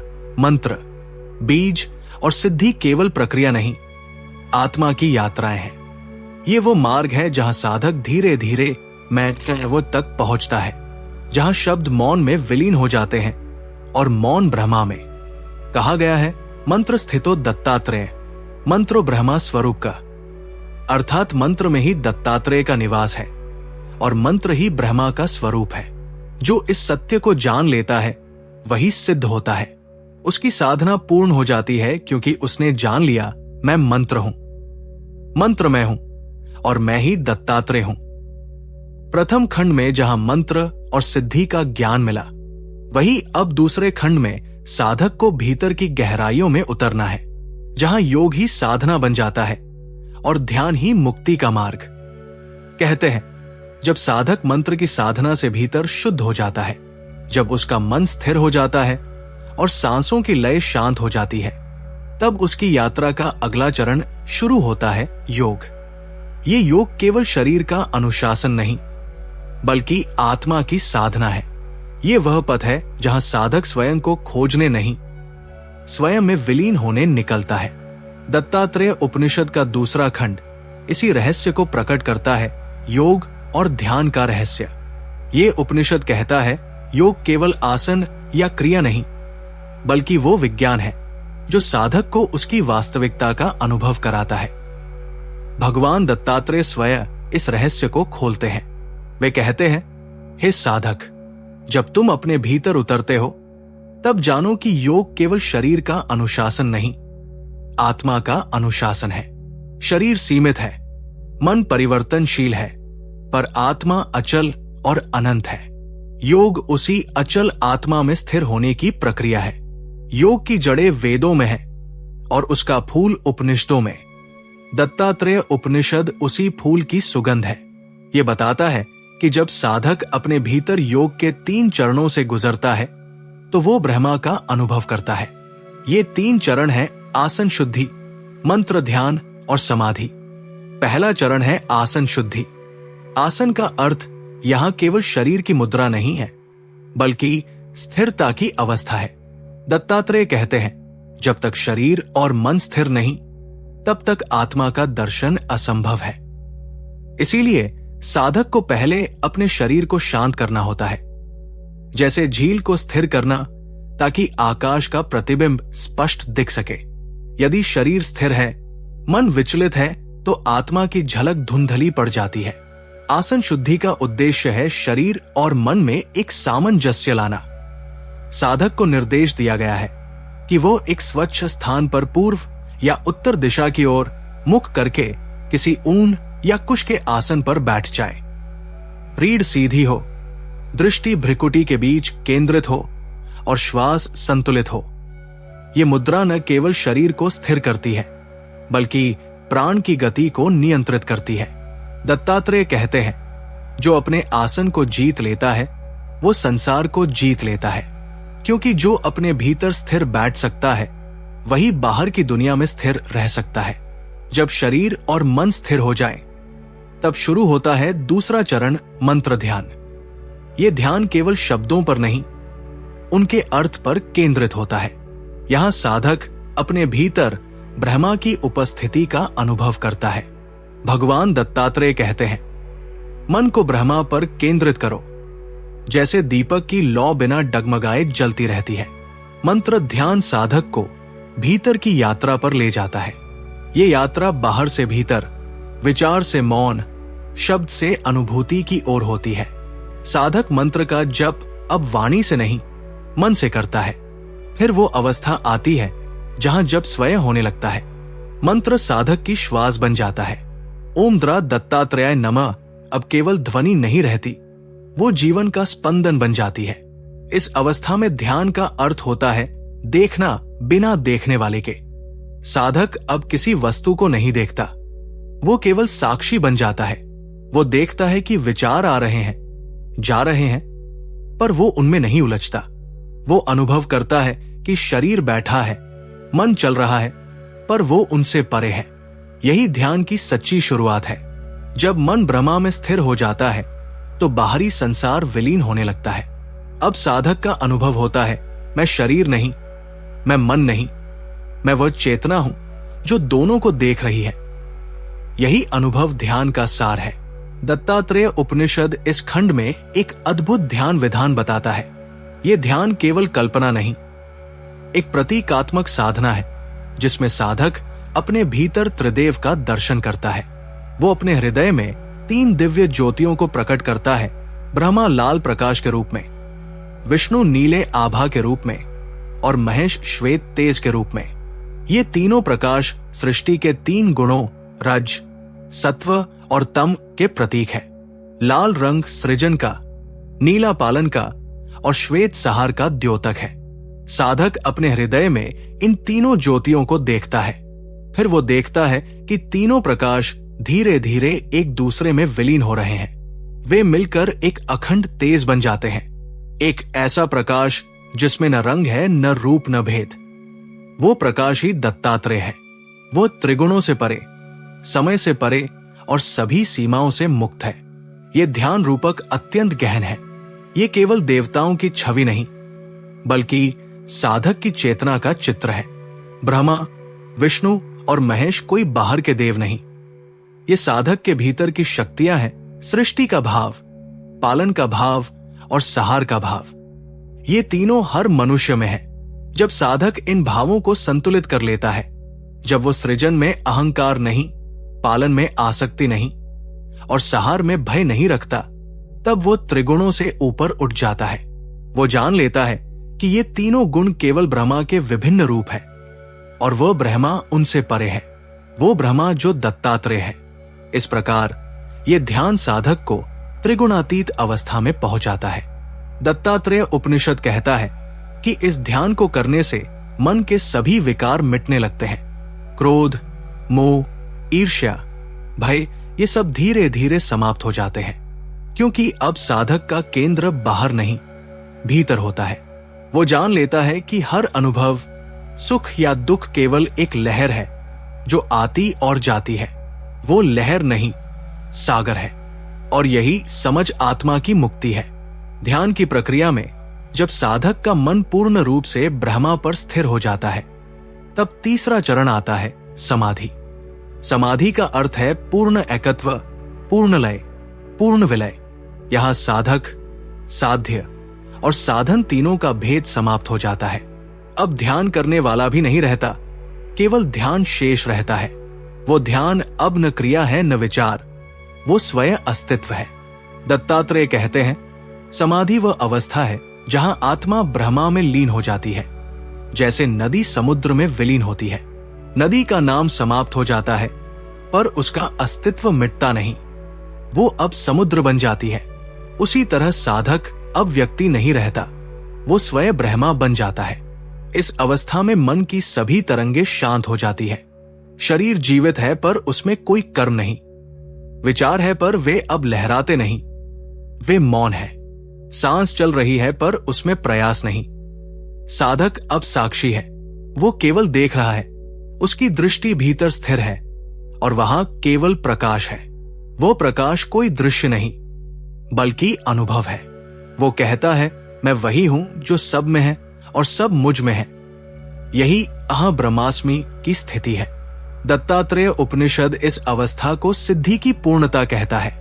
यहां कोई शक्ति नहीं प्राप्त होती, कोई चमत्कार नहीं होता, बल्कि सबसे बड़ा चमत्कार यह होता है कि साधक अपने भीतर के ब्रह्मा को पहचान लेता है। उसके भीतर का मैं मिट जाता है और वही क्षण मुक्ति का क्षण है। दत्तात्रेय कहते हैं योग की सिद्धि शरीर से नहीं, मन से नहीं, बल्कि आत्मा की जागृति से होती है। ये जागृति किसी दृश्य के रूप में नहीं आती, ये एक गहन शांति के रूप में आती है। ऐसी शांति जो समय से परे है। साधक को अनुभव होता है कि उसके भीतर जो मौन है वही सत्य है। वो मौन अब केवल खालीपन नहीं बल्कि पूर्णता है। उस मौन में ब्रह्मा बोलता है और वही आवाज है ओम। इस खंड में यह भी कहा गया है कि योग की अंतिम अवस्था में साधक को दत्तात्रेय का साक्षात दर्शन होता है, पर वो दर्शन किसी मूर्ति के रूप में नहीं बल्कि चेतना के रूप में होता है। वो देखता है कि ब्रह्मा, विष्णु और महेश तीनों उसके भीतर हैं और तीनों का तेज मिलकर एक ही प्रकाश बन गया है। वह प्रकाश उसके भीतर से उठता है, उसकी देह को भर देता है और फिर वो स्वयं प्रकाश बन जाता है। वो जान लेता है दत्तात्रेय बाहर नहीं, मेरे भीतर है। अब वो जहां भी देखता है वही प्रकाश दिखता है। न कोई द्वेष, न कोई भेद, न कोई भय। वो ब्रह्मा की अवस्था में स्थित हो जाता है। ये खंड केवल ध्यान की विधि नहीं बल्कि आत्मा की दिशा है। ये हमें सिखाता है कि योग कोई साधारण क्रिया नहीं, ये उस यात्रा का नाम है जहां साधक अपने भीतर छिपे दत्तात्रेय से मिलता है, जहां तीन गुणों सत्व, रज, तम का संतुलन टूटकर ब्रह्मा की एकता में बदल जाता है, जहां भेद मिट जाता है और केवल एक अनुभव शेष रहता है, मैं वही हूं जो सब में है। इस खंड का सार यही है, योग शरीर का अनुशासन नहीं, आत्मा का अनुशासन है। ध्यान केवल स्थिरता नहीं, ब्रह्मा का अनुभव है। और समाधि केवल मौन नहीं, मुक्ति का संगीत है। जो साधक इस उपनिषद के इस भाग को समझ लेता है, वो जान जाता है कि दत्तात्रेय केवल एक देव नहीं, वे स्वयं योग के सार है, ध्यान के स्वरूप है, समाधि के अनुभव है। वे त्रिगुणों से परे त्रिकालातीत ब्रह्मा है, जो न आरंभ है न अंत, जो केवल है शुद्ध, शाश्वत और सर्वव्यापी। अब हम प्रवेश करते हैं दत्तात्रेय उपनिषद के तीसरे और अंतिम खंड में, जहां भगवान दत्तात्रेय आत्मा और ब्रह्मा के एकत्व का परम रहस्य उजागर करते हैं। ये वो खंड है जहां शब्द समाप्त होते हैं, विचार शांत हो जाते हैं और केवल अनुभव शेष रह जाता है। ये वो स्थान है जहां साधक अब खोजने वाला नहीं रहता, वो स्वयं खोज बन जाता है। ये वो स्थिति है जहां मन का द्वैत समाप्त हो जाता है और केवल एक स्वरूप रह जाता है, अद्वैत। कहते हैं जब साधक मंत्र साधना और ध्यान की गहराई पार कर लेता है, जब उसकी सांसें स्वयं में विलीन हो जाती है और मन अब किसी लक्ष्य की खोज नहीं करता, तब वो तीसरे खंड के द्वार पर पहुंचता है, जहां अब कोई विधि नहीं, कोई अभ्यास नहीं, केवल अनुभूति है। यहां भगवान दत्तात्रेय स्वयं उस रहस्य को प्रकट करते हैं जो संपूर्ण उपनिषदों का सार है। वे कहते हैं ब्रह्मा और आत्मा में कोई भेद नहीं, जो इसे जान लेता है वही मुक्त हो जाता है। यह कथन सुनने में सरल लगता है, पर इसका अर्थ ब्रह्मांड जितना गहरा है, क्योंकि जब तक मन, मैं और वह का भेद रखता है, तब तक अनुभव अधूरा है। जब यह भेद मिट जाता है, तब आत्मा और ब्रह्मा दोनों एक ही सत्ता बन जाते हैं और वही एकत्व, वही अद्वैत, वही मुक्ति है।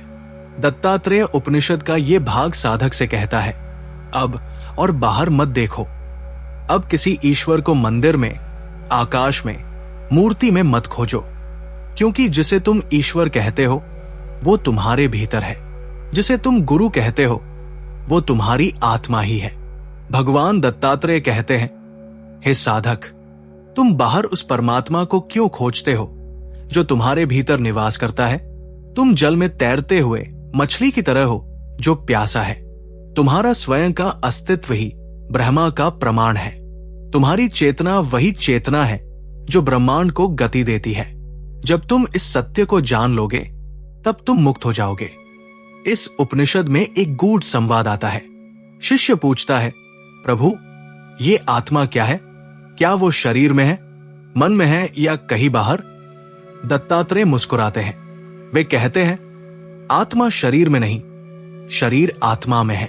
आत्मा मन में नहीं, मन आत्मा में है। आत्मा कहीं बाहर नहीं, सब आत्मा में ही है। जो ये जान लेता है वो ब्रह्मा को जान लेता है। क्योंकि ब्रह्मा कोई दूसरी सत्ता नहीं, वही आत्मा का विस्तार है। यहां शिष्य की बुद्धि मौन हो जाती है। वो सोचता है, तो क्या मैं ही ब्रह्मा हूं? दत्तात्रेय कहते हैं, हां, वही तो सत्य है। तुम वही चेतना हो जो सूर्य को प्रकाशित करती है, जो चंद्र को शीतल करती है, जो वायु को गति देती है, जो अग्नि को ताप देती है। वह चेतना जो सब में समान रूप से व्याप्त है, वही तुम हो। ये वही ज्ञान है जिसे उपनिषदों ने महावाक्य कहा, अहं ब्रह्मास्मि, अर्थात मैं ब्रह्मा हूं। ये कोई दंभ या गर्व का कथन नहीं, ये वो उद्घोष है जो तब होता है जब साधक अपने भीतर ब्रह्मा का अनुभव कर लेता है। वो अब व्यक्ति नहीं रहता, वो अस्तित्व बन जाता है। वो जान लेता है कि उसकी आत्मा किसी सीमित शरीर में कैद नहीं है, बल्कि वही अनंत चेतना है जो ब्रह्मांड को चलाती है। इस ज्ञान के बाद संसार की दृष्टि बदल जाती है। अब साधक किसी में द्वेष नहीं देखता, किसी में भेद नहीं करता, क्योंकि अब वो सब में अपने ही रूप को देखता है। उसके लिए मिट्टी और सोना, अपमान और सम्मान, सुख और दुख सब समान हो जाते हैं। ये समानता भाव नहीं, अनुभव है। क्योंकि जब सब में वही चेतना है तो भेद कैसा? जब सब एक ही प्रकाश से प्रकाशित हैं, तो विभाजन किसका? भगवान दत्तात्रेय कहते हैं, जिसने ये अनुभव कर लिया कि आत्मा और ब्रह्मा एक है, उसके लिए न जन्म है, न मृत्यु, न पाप, न पुण्य, न कर्म, न बंधन। वो केवल होने की अवस्था में रहता है। वो न कुछ चाहता है, न कुछ छोड़ता है। वो केवल साक्षी है, शुद्ध चेतना है। इस अवस्था को ही कैवल्य अवस्था कहा गया है। कैवल्य का अर्थ है केवल होना, जहां कोई दूसरा नहीं, कोई भेद नहीं। ये मुक्ति का सर्वोच्च रूप है। ये वो स्थिति है जहां साधक अब संसार के उतार चढ़ाव से अप्रभावित रहता है। वो जल पर कमल की तरह है, जल में रहते हुए भी उससे अछूता। वो संसार में है पर संसार उस पर नहीं है। ये उपनिषद हमें ये भी बताता है कि ये ज्ञान केवल शास्त्र पढ़ने से नहीं आता। ये अनुभव तभी होता है जब साधक भीतर उतरता है, जब वो ध्यान में, मौन में अपनी चेतना की गहराई में पहुंचता है। वहां कोई शब्द नहीं, कोई विचार नहीं, केवल मौन है। और उस मौन में एक कंपन होता है। वो कंपन ओम का है, वो कंपन ब्रह्मा का है, वो कंपन वही आत्मा है जो सब में है। दत्तात्रेय कहते हैं, साधक को यह समझना होगा कि गुरु, आत्मा और ब्रह्मा तीनों एक ही है। गुरु वो है जो ये दिखाता है कि तुम पहले से ही ब्रह्मा हो। वो तुम्हें नया ज्ञान नहीं देता, केवल अज्ञान का पर्दा हटाता है। वो कहता है, तुम वही हो जिसे तुम खोज रहे हो। ये वही क्षण है जहां शिष्य अपने गुरु के चरणों में नहीं झुकता, बल्कि अपने भीतर के गुरु को पहचानता है। वो देखता है कि गुरु और आत्मा दो नहीं। गुरु बाहर प्रकट होता है ताकि साधक अपने भीतर के गुरु को देख सके, और जब वो देख लेता है तो बाहरी गुरु मौन हो जाता है, क्योंकि अब साधक स्वयं प्रकाश बन गया है। ये ज्ञान केवल विचार नहीं, अस्तित्व का रूपांतरण है। अब साधक का जीवन पूरी तरह बदल जाता है। वो जो पहले मैं और मेरा की सीमाओं में था, अब सर्व खलविद ब्रह्मा के अनुभव में जीता है। सब कुछ ब्रह्मा है। वो जब किसी वृक्ष को देखता है तो उसमें ब्रह्मा को देखता है। जब किसी जीव को देखता है तो उसमें उसी चेतना को पहचानता है। अब उसके लिए कोई दूसरा नहीं बचता। उसके भीतर करुणा, शांति और समता का सागर उमड़ता है। यही दत्तात्रेय उपनिषद का परिपूर्ण फल है। दत्तात्रेय उपनिषद कहता है कि ये ज्ञान ही सबसे बड़ा यज्ञ है। जो इसे जान लेता है उसके लिए कोई और साधना आवश्यक नहीं रहती। वो अब कर्म से परे है, क्योंकि उसके सभी कर्म ब्रह्मा में समर्पित हो चुके हैं। वो अब भक्ति से परे नहीं, भक्ति में समाहित है।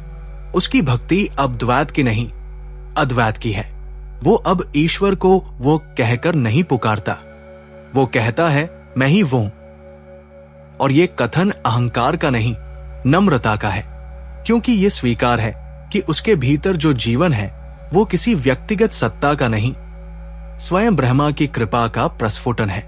इस खंड में दत्तात्रेय ये भी स्पष्ट करते हैं कि जब ये ज्ञान स्थिर हो जाता है तो साधक के भीतर का भय समाप्त हो जाता है। भय केवल वहां होता है जहां द्वैत है, जहां मैं और दूसरा है। जब सब एक हो जाते हैं तब भय किसका? वो जान लेता है कि मृत्यु केवल शरीर की है, आत्मा का कोई अंत नहीं। वो जल की बूंद की तरह सागर में मिल गया है। अब कोई अलग अस्तित्व नहीं बचा। वो जानता है कि उसका अस्तित्व अब ब्रह्मा का ही अस्तित्व है। वो कहता है, ना देहो न मैं देहो, देहो अहमिति भावना, अर्थात मैं शरीर नहीं हूं, शरीर मेरा नहीं है, मैं वही चेतना हूं जो सब में व्याप्त है। इस अवस्था में साधक जीवन को एक खेल, एक लीला के रूप में देखता है। वो जानता है कि सृष्टि की हर गति ब्रह्मा की लय है। वो न किसी घटना से दुखी होता है न प्रसन्न, क्योंकि वह जानता है सब ब्रह्मा की अभिव्यक्ति है। उसकी दृष्टि अब सब कुछ समान देखती है, मिट्टी और सोना, प्रशंसा और अपमान, लाभ और हानि सब एक समान। वो भीतर स्थिर है क्योंकि वह जानता है कि उसका मूल कभी नहीं बदलता। यही है कैवल्य अवस्था। ये वो मुक्ति है जो मरने के बाद नहीं, जीवित रहते हुए मिलती है। ये वही अवस्था है जिसे जीवन मुक्ति कहते हैं, जहां साधक शरीर में रहते हुए भी मुक्त होता है। वो संसार में कार्य करता है पर उसका मन ब्रह्मा में स्थिर होता है। वो सब में अपना ही स्वरूप देखता है और यही दत्तात्रेय का उपदेश है, जो सब में मुझे देखता है वही मुझे वास्तव में जानता है। इस खंड का सार यह है कि आत्मा और ब्रह्मा दो नहीं है। जैसे एक ही आकाश अनेक पात्रों में प्रतिबिंबित होता है, वैसे ही एक ही ब्रह्मा अनेक शरीरों में प्रकट होता है। जब साधक ये जान लेता है तो उसका अज्ञान मिट जाता है।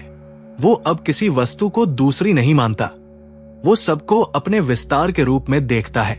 वो जान लेता है दत्तात्रेय कोई बाहर का देवता नहीं, वे मेरे ही भीतर की चेतना है। अब जब हमने दत्तात्रेय उपनिषद के तीनों खंडों को समझ लिया है तो आइए जाने इन उपदेशों का साधक के जीवन पर क्या प्रभाव पड़ता है। कहा जाता है कि प्रत्येक उपनिषद केवल ग्रंथ नहीं होता, वो एक जीवित शक्ति होती है। वो साधक के भीतर परिवर्तन लाने की सामर्थ्य रखता है। जब कोई साधक श्रद्धा, प्रेम और निष्ठा से किसी उपनिषद का अध्ययन करता है तो वो केवल शब्द नहीं पढ़ता, वो स्वयं ब्रह्मा की ध्वनि को सुनता है। उसी प्रकार दत्तात्रेय उपनिषद केवल विचारों का संकलन नहीं, बल्कि दत्तात्रेय के स्वरूप का प्रत्यक्ष अनुभव कराने वाला ग्रंथ है। जो साधक इसका नियमित पाठ करता है उसके जीवन में ऐसा दिव्य परिवर्तन होता है जो शब्दों में बांधा नहीं जा सकता। ये उपनिषद उसकी चेतना को रूपांतरित करता है, उसका अहंकार गलाता है और उसे ब्रह्मा के प्रकाश में स्थिर कर देता है।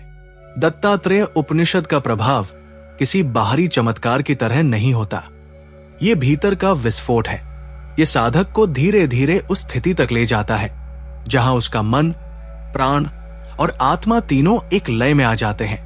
आरंभ में साधक केवल शब्दों को दोहराता है, वो शास्त्र के भाव को समझने का प्रयास करता है, पर जैसे जैसे उसका अभ्यास बढ़ता है वैसे वैसे उपनिषद उसके भीतर अपना प्रभाव दिखाने लगता है। उसकी सोच बदलने लगती है, उसका दृष्टिकोण संसार से भीतर की ओर मुड़ जाता है। वो अब केवल देखने वाला नहीं, अनुभव करने वाला बन जाता है। भगवान दत्तात्रेय कहते हैं कि इस उपनिषद का अध्ययन करने वाला साधक स्वयं गुरु तत्व से जुड़ जाता है। सद्गुरु की कृपा उसकी चेतना में स्वतः जागृत होती है। ये कृपा कोई बाहरी घटना नहीं, बल्कि अंतःकरण की अनुभूति है। जब साधक इस उपनिषद का पाठ करता है तो वो अनजाने में ही अपने भीतर के गुरु को पुकारता है। गुरु का अर्थ केवल कोई बाहरी व्यक्ति नहीं, बल्कि वो आंतरिक शक्ति है जो अज्ञान को हटाकर ज्ञान का दीप प्रज्वलित करती है। दत्तात्रेय उपनिषद इसी दीपक को प्रज्वलित करता है। धीरे धीरे साधक अनुभव करता है कि उसका जीवन किसी अदृश्य मार्गदर्शन में ढल रहा है। अब उसके निर्णय सहज हो जाते हैं। उसके भीतर एक स्थिर विवेक जागता है जो उसे हर परिस्थिति में शांति से चलना सिखाता है। यह सद्गुरु तत्व का प्रभाव है। गुरु कोई शरीर नहीं, गुरु चेतना है और ये चेतना उसी में प्रकट होती है जो इस उपनिषद का श्रद्धा पूर्वक अध्ययन करता है। इस उपनिषद का पाठ साधक में 3 गुणों का दिव्य संयोग उत्पन्न करता है, ज्ञान, वैराग्य और करुणा। ज्ञान उसे सत्य की पहचान कराता है, वैराग्य उसे संसार की माया से मुक्त करता है और करुणा उसे ब्रह्मा की भावना में स्थिर करती है। ज्ञान से साधक जानता है कि यह संसार नित्य नहीं है, ये परिवर्तनशील है।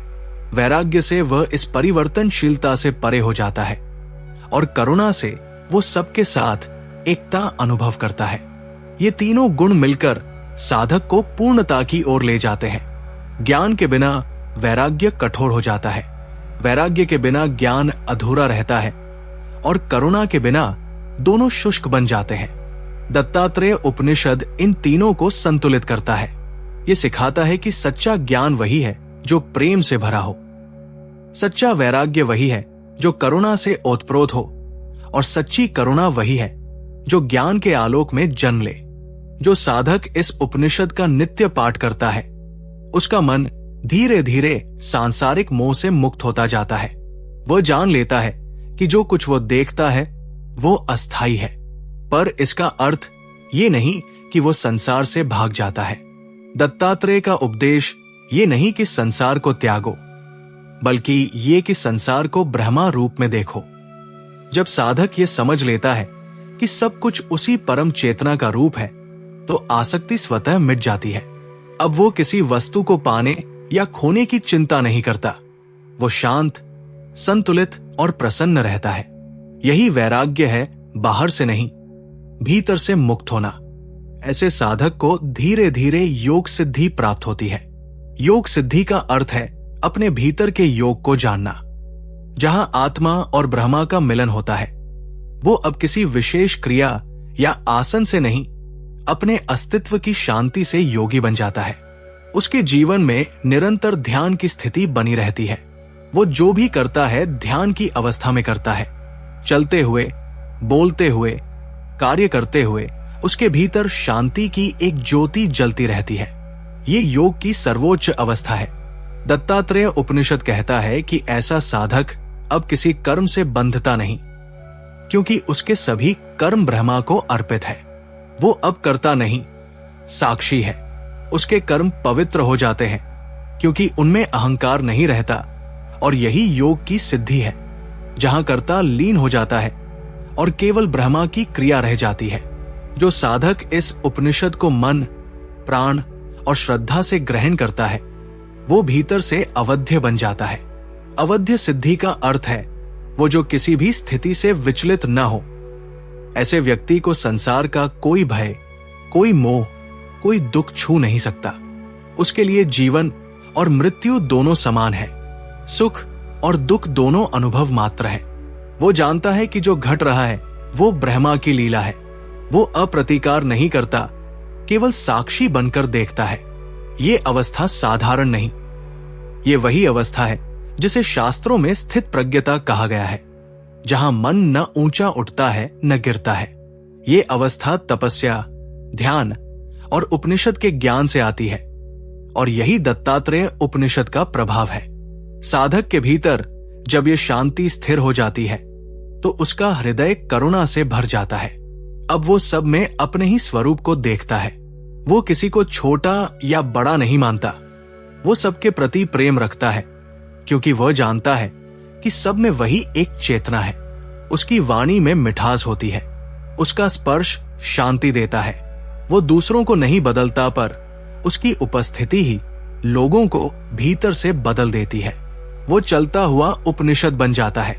ऐसे साधक के जीवन में गुरु की कृपा केवल आरंभ में नहीं, हर क्षण बनी रहती है। वो जहां भी जाता है, गुरु का आशीर्वाद उसकी रक्षा करता है। वो अब किसी बाहरी मार्गदर्शन की प्रतीक्षा नहीं करता, क्योंकि उसने अपने भीतर के सद्गुरु को पहचान लिया है। वो जानता है कि गुरु कोई बाहर बैठा व्यक्ति नहीं, बल्कि वही अंतः प्रकाश है जो सदैव उसे दिशा दिखाता है। जब वो आंखें बंद करता है, तो अपने हृदय में दत्तात्रेय के रूप का अनुभव करता है, और जब वो आंखें खोलता है, तो संसार को भी दत्तात्रेय के रूप में देखता है। यही गुरु कृपा की चरम अवस्था है। दत्तात्रेय उपनिषद साधक को ये सिखाता है कि वास्तविक मुक्ति बाहर नहीं, भीतर है। मुक्ति कोई स्थान नहीं, ये एक अवस्था है जहां मन शांत है, जहां ज्ञान स्थिर है और जहां प्रेम अनंत है। ये उपनिषद साधक को उस अवस्था तक ले जाता है जहां वो जान लेता है, मैं वही हूं जो सब में है और सब मुझ में है। ये जानना ही सच्चा ज्ञान है और इसी जानने में सारा अज्ञान नष्ट हो जाता है। ये उपनिषद साधक को उस बिंदु पर पहुंचा देता है जहां वो अब किसी खोज में नहीं रहता। वो जानता है कि जो खोज रहा था वही खोज है, जो जप रहा था वही मंत्र है, जो ध्यान कर रहा था वही ध्यान है, जो ब्रह्मा को पाने चला था वही ब्रह्मा है। ये अनुभूति ही कैवल्य सिद्धि है, जहां साधक पूर्ण हो जाता है। वो अब संसार में रहते हुए भी संसार से परे होता है। उसके भीतर का दीपक अब कभी नहीं बुझता। वो जान लेता है कि अब कोई अलग मैं नहीं, केवल ब्रह्मा है। इसलिए कहा गया है, जो दत्तात्रेय उपनिषद का नित्य पाठ करता है, जो इसे समझने की नहीं अनुभव करने की साधना करता है, उसका जीवन स्वयं एक उपनिषद बन जाता है। उसकी वाणी में सत्य होता है, उसके कर्म में शांति और उसकी दृष्टि में करुणा। वो दूसरों को उपदेश नहीं देता, उसकी उपस्थिति ही उपदेश बन जाती है। वो जो कुछ भी करता है वो ब्रह्मा की प्रेरणा से करता है और यही उसकी अवध सिद्धि है, जहां कोई शक्ति उसे डिगा नहीं सकती, क्योंकि वो अब ब्रह्मा के भीतर स्थिर है। ये उपनिषद हमें सिखाता है कि ज्ञान और भक्ति दो अलग मार्ग नहीं, बल्कि एक ही पथ की दो दिशाएं हैं। मंत्र से आरंभ हुई यात्रा योग में स्थिर होती है और योग से उत्पन्न मौन ब्रह्मा में विलीन हो जाता है। भगवान दत्तात्रेय स्वयं उस चेतना के प्रतीक है, जहां सृष्टि, पालन और संहार तीनों एक रूप में विद्यमान है। वे न समय से बंधे हैं न स्थान से। वे स्वयं ब्रह्मा है, जो हर हृदय में गुरु तत्व के रूप में विराजमान है। दत्तात्रेय उपनिषद यही कहता है कि जब साधक अपने भीतर के मैं को भुला देता है, तब वही दत्तात्रेय प्रकट हो जाते हैं। तब मन नहीं रहता, केवल शांति, केवल प्रकाश रह जाता है। इस उपनिषद का सार यही है, गुरु और ब्रह्मा में कोई भेद नहीं। आत्मा ही ब्रह्मा है और ब्रह्मा ही आत्मा। जो साधक इस उपनिषद का नित्य पाठ करता है, उसके जीवन में सद्गुरु की कृपा स्वतः प्रकट होती है। उसके भीतर वैराग्य आता है, ज्ञान स्थिर होता है और करुणा का उदय होता है। वो संसार में रहते हुए भी संसार से परे हो जाता है, जैसे कमल जल में रहकर भी जल से अछूता रहता है। दत्तात्रेय उपनिषद हमें ये नहीं सिखाता कि संसार छोड़ो, ये सिखाता है कि संसार में रहकर भी अपने भीतर ब्रह्मा को पहचानो। यही है सच्चा सन्यास, यही है मुक्ति की अवस्था। अंत में भगवान दत्तात्रेय स्वयं कहते हैं, जो इस उपनिषद का श्रद्धा से अध्ययन करता है, वो सभी पापों से मुक्त होकर ब्रह्मानंद में स्थित होता है। हे साधक, अगर तुम्हें इस जीवन में एक ही ग्रंथ आत्मसात करना हो तो वो दत्तात्रेय उपनिषद हो, क्योंकि इसमें छिपा है आत्मा का मार्ग, गुरु की कृपा और ब्रह्मा की प्राप्ति का रहस्य। प्रस्तुत है सनातनी इतिहास चैनल, जहां हम सनातन के हर रहस्य को भक्ति और ज्ञान के प्रकाश में खोजते हैं। अगर आपको यह वीडियो ज्ञानदायी लगा तो इसे लाइक करें, साझा करें और चैनल को सब्सक्राइब करें, ताकि अगली बार जब हम किसी और उपनिषद के रहस्य में उतरें तो आप भी उस यात्रा का हिस्सा बन सकें। ओम शांति शांति शांति।